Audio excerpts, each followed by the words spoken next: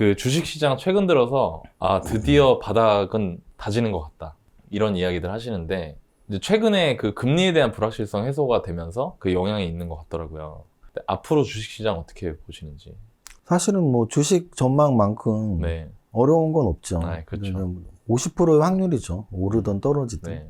근데 이제 약간의 근거를 갖고 예측을 하는 연습을 하는 게 중요한데요. 저는 좀 올해 나쁘지 않은 이 정도로 표현을 하고 싶어요. 그 무슨 뜻이냐면, 코로나 이후에 사실은 뭐 제로금리가 굉장히 오랫동안 유지되면서 그 이전이죠. 2020년 3월부터 연말까지 또는 한 작년 여름까지는 굉장히 좋은 장이었거든요. 예, 그런 그렇죠. 장은 굉장히 강한 장, 강세장이라고 표현할 수 있고요. 반대로 작년 7월부터 좀 이렇게 흘러내리면서 네. 특히 올해 1월 달 같은 경우는 거래소가 10%, 코스닥이 15% 빠졌으니까 1월 달은 굉장히 큰 하락장이에요. 네. 근데 이제 2월에 좀 이렇게 잘 버텨주더니 3월엔 그래도 약간의 반등이 나오고 있거든요. 네. 그래서 지금 거래소 기준으로는 3월 달에 뭐 한 1.5% 정도 올랐고 코스닥은 지금 한 5% 넘게 3월 달에 반등을 하고 있습니다. 네. 또 적어도 1월과 같은 급락의 공포, 완전히 사라지진 않았지만 이렇게 소멸되어 가고 있다는 생각을 하고, 네. 한마디로 올해 연말까지는 장이 어때? 그러면 1월 같은 폭락장은 안 올 것 같은데, 네. 그렇다고 2020년처럼 폭등장이 오지도 않는, 네. 조정에서 위냐 아래냐를 정확히 말하라고 한다면 저는 조정에서 약간 상방 이 정도로 보고 있습니다. 그 기존에 이렇게 흔들리고 했던 게 뭐 여러 가지 있었지만 계속 금리 올릴 거야 하는데 실제로는 막 그럴지 안 그럴지 모르고, 그러니까 그런 불확실성이 금리 인상 하면서 이제 해소가 됐는데, 막상 또 금리 올리니까 이제 빅샷 나오는 거 아니냐고, 다음에 막 한 번에 0.5%씩 올릴 수도 있다, 이런 것 때문에 우려하시는 분들도 있는데, 금리가 영향을 줄 수 있는 만한 여지가 있을까요? 당연히 있죠. 당연히 네. 있는데, 네. 말씀하신 거가 거의 정확하다고 저는 보는데요. 네. 예상된 범위 안에서 움직이느냐, 아니면 예상을 뛰어넘는 네. 수준으로 움직이냐의 차이겠죠. 네. 예상된 범위 안에서 움직인다고 시장은 받아들이고 있는 것 같아요. 그 이유는 미국 증시가 크게 올랐어요. 예, 2% 맞아요. 정도. 네. 그날만 오른 게 아니고 그날 이후로 지금 꽤 큰 폭의 반등이 나오고 있거든요. 네. 그리고 뭐 금리 인상 시기에는 기술주들, 빅테크들이 안 좋다라는 말도 있지만 금리 인상 실제 한번 하고서 지금까지 한 일주일 동안 테슬라 같은 경우는 거의 뭐 20% 가깝게 올랐단 말이죠. 네. 그래서 어찌 보면은 예상된 금리 인상 범위는 이제는 큰 악재는 아니라는 거. 그러면 지금 시장에서는 뭐 한 연말까지 뭐 1.9%까지 앞으로 한 6번 정도 금리 인상을 할 거야 라고 예상을 하고 있다면 네. 그 예상은 어느 정도 다 반영이 되어 있는 상태이기 때문에 그 정도까지는 악재는 아닐 것이다. 네. 다만 이제 그거보다 더 한다는 얘기는 뭐 파월 의장이 맨날 인플레이션이 더하다면 금리를 더 올릴 수도 있다. 더 빨리 올릴 수도 있다라는 말을 하니까 네. 예측의 범주이긴 하지만 그렇게 안 되면은 큰 시장에 영향은 없지 않을까라는 생각을 하고 있습니다. 그 평상시에 내가 좋아하는 종목 사지 말고 시장이 좋아하는 거 사라, 이렇게 얘기를 이제 주로 하시는데, 세무사님께서 좀 주목하고 계시는 섹터 같은 데가 있을까요? 일단 저는 뭐 단기 매매도 하고 중장기 투자도 하니까 네. 그 약간 구분해서 뭐 한두 개씩 이렇게 업종을 말씀을 드리면, 중장기에서는 일단은 자율주행 쪽을 제일 강하게 보고 있는 편인데요. 미국 시장과 연동해서 우리나라 증시가 움직일 때가 많이 있어요. 미국 증시에서 사실 뭐 테슬라가 지금 지난 수년간 거의 압도적인 네. 주도주로서 그렇죠. 지금 시가총액 저 밑에 있던 종목이 지금 시총 3위까지 올라와 있거든요. 3위, 4위 지금 왔다 갔다 합니다. 아마존닷컴과. 네. 그러면은 그 이야기는 미국이 테슬라를 보고 테슬라를 직접 투자해도 되지만 우리나라의 전기차 관련주들을 샀던 분들은 사실 뭐 한 3년 전에만 샀어도 굉장히 큰 수익이 났거든요, 지금. 네. 그런 관점으로 본다면 미국에서 전기차 다음으로 가장 크게 지금 성장할 만한 산업 또는 빅테크들이 움직이고 있는 산업이 어디냐고 봤을 때 뭐 단연 자율주행 쪽이거든요. 우리 뭐 테슬라는 당연하고요. 애플, 뭐 아마존, 구글, 인텔 모두가 지금 자율주행에 진입을 하고 있다는 얘기죠. 자율주행 쪽은 꼭 포트폴리오에 담아야 될 산업이라고 보고 있고요. 우리나라 그룹들도 마찬가지예요. 우리나라 그룹들의 움직임도 자율주행은 뭐 당연히 진입을 하고 있는 단계고 로봇에 대한 이야기가 많이 나오고 있죠. 자율주행과 뭐 비슷한 이야기지만 뭐 AI, 로봇 뭐 이런 것들을 통틀어서 우리가 뭐 4차 산업혁명이라고 한다면 중장기적으로 저는 좀 그쪽에 계속 관심을 많이 갖고 있는 편입니다.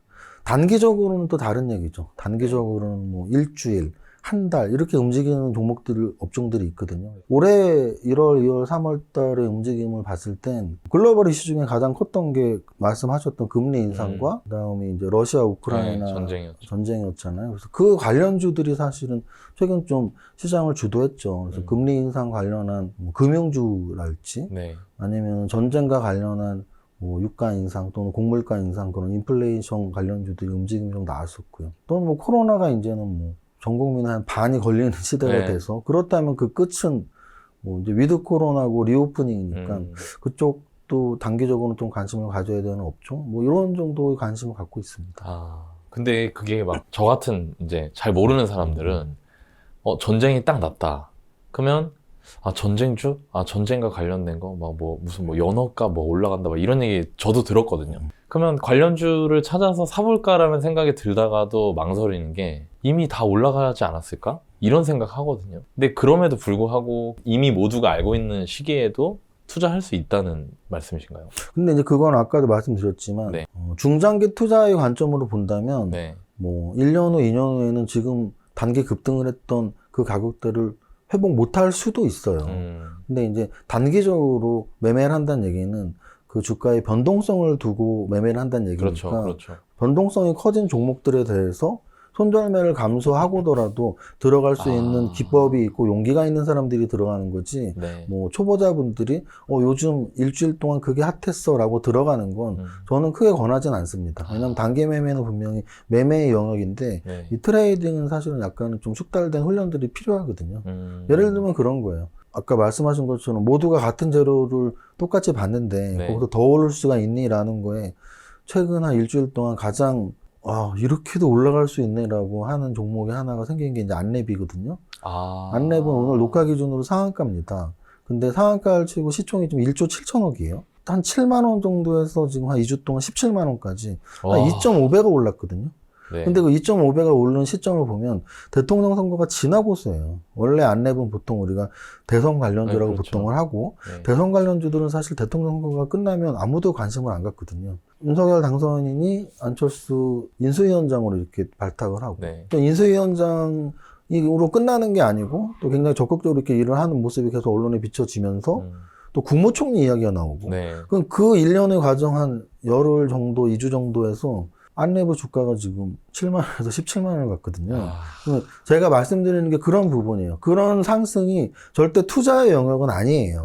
투자의 영역은 아닌데 매매의 영역으로는 사고팔고의 기법이 있는 사람이라면 달라붙어서 또 도전을 하는 거죠. 그 중에 누구는 꼭지에 물려서 손해가 날 수도 있고 그 중에 누구는 그 변동성을 이용해서 오늘 하루에만도 30%가 올라가는 상한가를 갔으니까 그래서 저는 늘 뭐 강의를 하거나 주식 기본적인 원칙을 설명할 때 매매와 투자는 다르다라는 말을 분명히 드립니다. 정말 가격을 보고 그러니까 이제 이게 이 변동성을 보고 거기에 약간의 베팅 성격으로 들어가는데 그것도 어떤 사람은 자기 가지고 있는 돈 중에 막 되게 많은 부분을 집어넣고 또 그런 걸 잘 능수능란하게 다루시는 분들은 여기서 내가 가지고 있는 돈 중에 얼마 정도 소액을 뭐 넣어서 수익을 내고 이런 방식으로.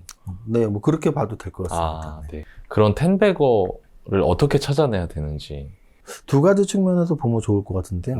매수할 때부터 텐베거라고 확신하고 사는 사람은 없겠죠. 단 한 명도 없을 겁니다. 왜냐하면 그걸 확신하지 못한다는 얘기는 여러 종목에 분산 투자를 할 수밖에 없다는 얘기예요. 만약에 한 종목이 텐베거라는 종목을 선정할 능력이 있다면 분산 투자는 의미가 없어지거든요. 10배 오르는 종목 하나 사면 되지 굳이 여러 개를 섞어서 살 필요가 없어요. 분산 투자의 기본은 결국은 다양한 업종에서 탑픽 종목을 선정하는 거니까 텐베거가 나올 만한 산업을 찾는 게 저는 가장 중요하다고 봐요. 그래서 어느 종목이 텐베거가 나올 것이냐는 어려울 수 있지만 어느 산업에서 나올 수 있냐는 좀 더 쉬운 부분이거든요. 그렇죠. 범위가 좀 더 뭉텅뭉텅이니까. 그렇죠. 그래서 아까 말씀드렸던 자율주행 산업에선 텐베거가 나올 가능성이 높겠네. 메타버스에서도 높겠네. 근데 만약에 음식료 산업에서 높을까? 건설 산업에서 높을까?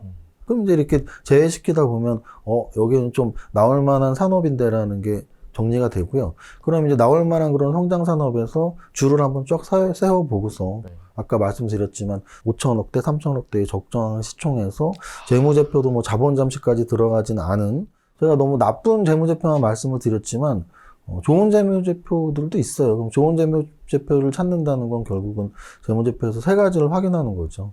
매출액이 증가하고 있는지, 그게 그 기업의 성장성이니까. 네. 그리고 영업이익률이 적어도 한 20% 이상 뭐 이렇게 잘 나오는지, 회사가 탄탄한지, 안정성이죠. 그래서 뭐 유보율은 좋은지, 부채 비율은 낮은지.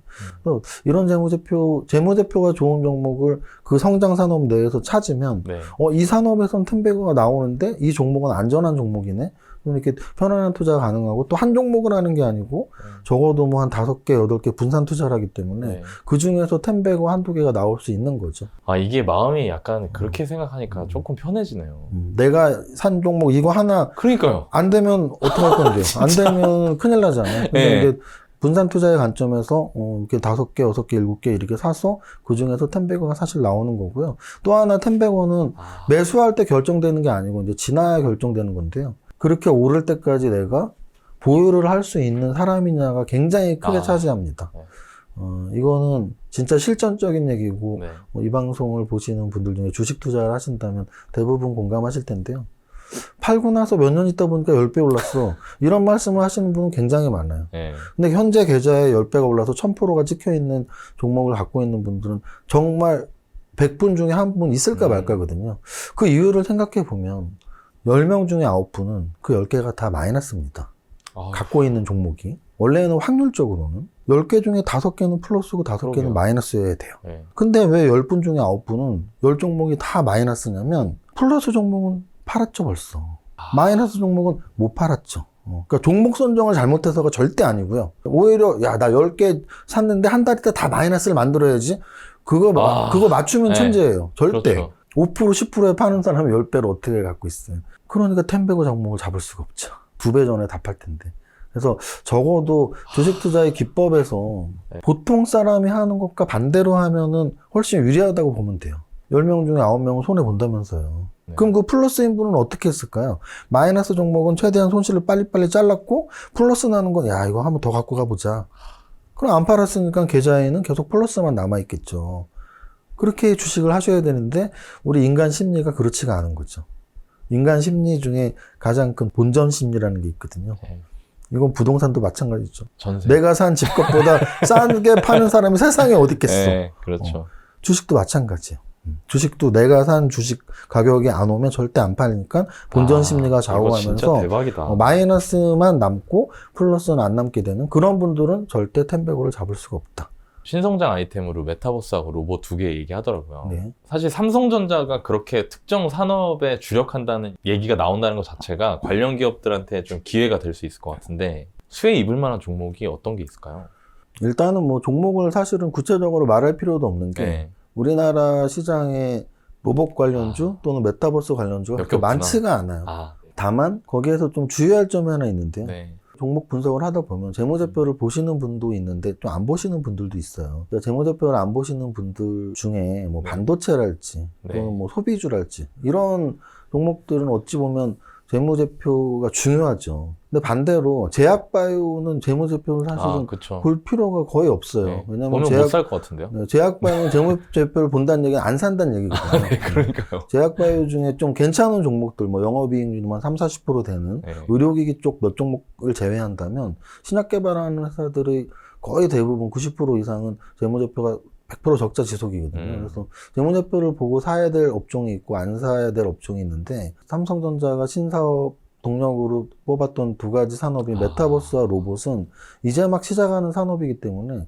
재무제표가 거의 좋지 않습니다. 그래서 그걸 좀 감안하셔야 될 것 같아요. 그래서 시총으로 줄을 세우면 메타버스 쪽에서는 뭐 1조 이상짜리도 있죠. 그런 종목들부터 뭐 한 1, 2천억짜리까지 줄을 세워서 재무제표가 그래도 자본 잠식 정도는 아니고 그리고 또 막 적자 몇 년 지속은 아닌 종목들은 그래도 몇 개 있으니까 네. 막 그렇다고 퍼가 뭐 10 미만 이런 건 거의 찾기 힘듭니다. 그래서 그 정도까지는 기대하지 마시고 적어도 자본 잠식이 아니고 적자 지속이 아닌 메타버스주 또 로봇주도 마찬가지고 네. 로봇주도 재무제표상으로 뭐 실적이 계속 나오고 이런 로봇주는 거의 없거든요. 그래서 좀 그것만 감안하시고 성장성을 보면서 기술력들을 좀 확인하실 필요는 있을 것 같습니다. 저희 채널 분들 중에 자본 잠식 모르는 분들 계실 것 같거든요.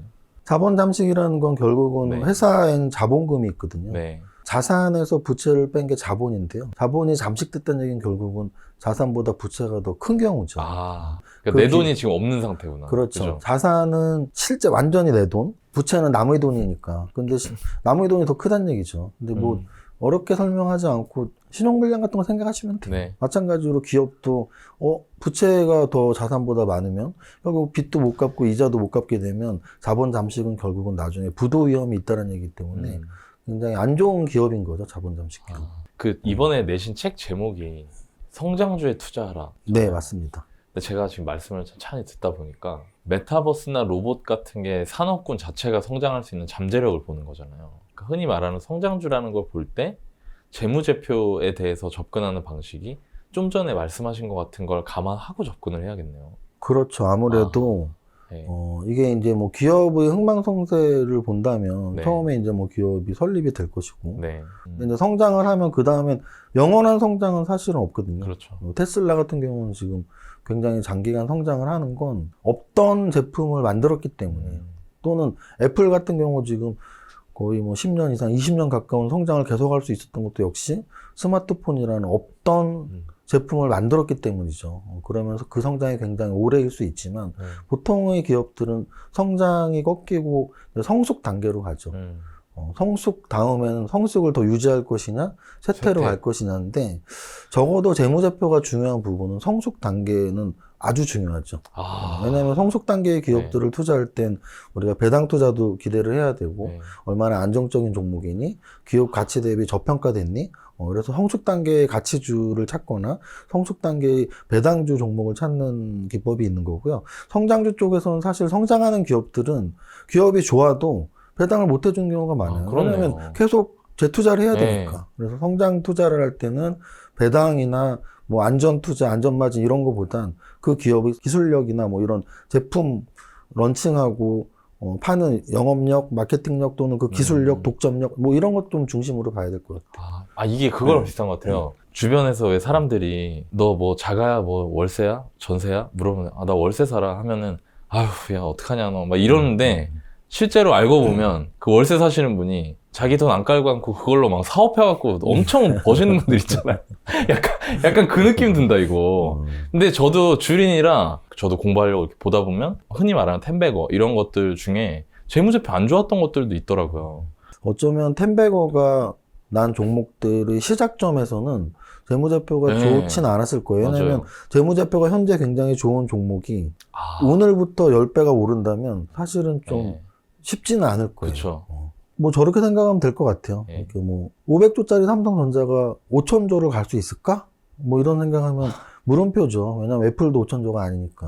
먼 훗날 물가 인상 반영해서 갈 수는 있지만 자력으로 가긴 힘들 거예요. 텐베거가. 그렇죠. 근데 이제 전 국민 중에 뭐 한 20분의 1 정도가 막 공부를 열심히 해서 뭐 한 5천억짜리를 찾았는데 그 5천억짜리가 굉장히 우량한 미래 산업의 좀 중심적인 기술이 있는. 근데 그 5천억짜리가 5조가 될 확률은 있거든요. 그런 종목을 찾는 게 뭐 성장주 투자라고 할 수 있습니다. 박지성이네, 박지성. 박지성이 유소년 때는 완전 무명 선수였잖아요. 그렇죠. 성장주라는 건 결국 운동선수로 친다면 아주 정확한 표현이에요. 이제 제2의 손흥민을 꿈꾸는 지금 뭐 중학생, 잘하는 그렇죠. 축구선수 100명 중에 한 명은 뭐 10년 후에 제2의 손흥민이 되어 있을 수 있겠죠. 그래서 주식 투자에서도 좀 큰 상승을 원한다면 중학생 주식을 찾는 거죠. 프리미엄에 나가 있는 주식을 찾는 게 아니고 부동산도 비슷하게 볼 수 있겠죠. 뭐 똑똑한 한 채를 위해서 누구나 다 아는 강남. 강남은 모두가 공감을 하고 있을 거예요. 앞으로도 계속 우상향을 할 거야. 근데 그 상승률이겠죠. 그럼 강남의 상승률보다 어느 지역은 뭐 특히 뭐 재개발이 갑자기 나온다거나 또는 갑자기 뭐 남북 평화 무드가 돼서 접경 지역들이 과거에 올랐던 뭐 그런 것처럼 갑작스러운 이런 재료에 의한 상승, 이 강남의 집값 상승률보다 훨씬 높을 수 있겠죠. 그러니까 저런 거죠. 전국 평균 상승률보다 강남이 당연히 높을 텐데 강남보다 어떤 특정 지역은 3배, 4배, 5배가 더 오를 수 있다는 얘기죠. 그래서 부동산도 그런 식으로 접근을 하듯이 나 큰 금액으로 좀 그냥 확실하게 투자하고 싶은 강남 사지만 좀 소액으로 나 뭐 한 1, 2억, 2, 3억으로 강남 못 사거든요. 네. 근데 그 돈으로 좀 어떻게, 지방에 저기 좀 괜찮은 호재 있을 것 같은데 해서 접근을 했는데 그 아파트가 1, 2년 동안 뭐 2배, 3배 올랐다면 네. 그게 이제 성공 투자잖아요. 네, 왜냐면 그렇죠. 수익률로 계산을 한다면 네, 그런 맞습니다. 관점으로 주식도 비슷하게 생각하시면 될 것 같아요. 네. 그 윤석열 대통령 당선인이 탄생했습니다. 공약 중에 250만 원 공급이 있고요. 그게 이제 민간 주도로 하겠다. 근데 민간 주도니까 당연히 수혜주로 건설주 얘기가 나오더라고요. 이런 거 투자해도 되나요? 사실은 우리가 대통령과 관련한 거를 우리는 이렇게 두 가지로 사실 나눠요. 네. 인맥주와 정책주로. 아. 인맥주는 대통령의 사돈의 팔촌이야. 뭐 이게 동창의 친구인데 내가 거기 뭐 사회이사였어. 뭐 이런 게 이제 인맥주예요. 그럼 말씀하신 것처럼 인맥주는 정말 아무 관계는 없어요. 그러게요. 진짜 아무 관계 없을 것 같아요. 사도 되나요 해서 만약에 인맥주는 그걸 살 필요도 없죠. 근데 네. 더 엄밀히 말한다면 매매의 관점에선 사도 돼요. 아, 그렇죠. 매매는. 아까도 말씀드렸지만 네. 매매는 주가의 변동성을 보고 투자를 하는 거기 때문에 인맥주에 포함이 돼서 2배 갔다가 반토막이 났다가 2배 갔다가 반토막이 났다를 반복한다면 네. 매매에 자신 있는 사람들은 거기서 2배의 수익을 창출할 가능성이 있잖아요. 그래서 접근하시면 되지만 투자의 관점은 인맥주는 하면 안 된다. 네. 근데 이제 질문하신 건설주는 이건 이제 정책주거든요. 정책주는 사실은 투자의 대상이죠. 오히려 굉장히 그 정책이 예상대로 이루어진다면 굉장히 우리가 열심히 공부하고 집중해야 될 대상이죠. 그 이유는 정부의 역할이라는 게 사실은 저는 가장 중요한 건 경제정책이라고 보거든요. 네. 이런 경제정책들을 우리가 어떻게 쓰느냐에 따라서 우리나라의 산업 GDP가 어떻게 되느냐, 물가가 어떻게 되느냐, 금리가 어떻게 되느냐가 결정되는데 네. 그런 와중에 어떤 산업에 집중을 할 것이냐도 저는 되게 중요하다고 봐요. 사실은 뭐 이번에 어느 당선인이 됐던 말씀하신 것 같은 부동산 공급 정책은 안 쓸 수가 없는 것이었겠죠. 왜냐하면 현 정부죠. 현 정부는 어찌 보면은 너무 부동산 수요 측면을 강조한 나머지 굉장히 이제 과한 벌과적인 세금을 부과를 했지만 그게 이제 오히려 집값이 안 잡혔잖아요. 네. 그럼 결국은 공급 측면으로 볼 수밖에 없고 그게 만약에 앞으로 정말 그 정책을 확실히 이어나간다면 건설주에 관심 갖는 건 어찌 보면 주식 투자로서 맞는 얘기죠.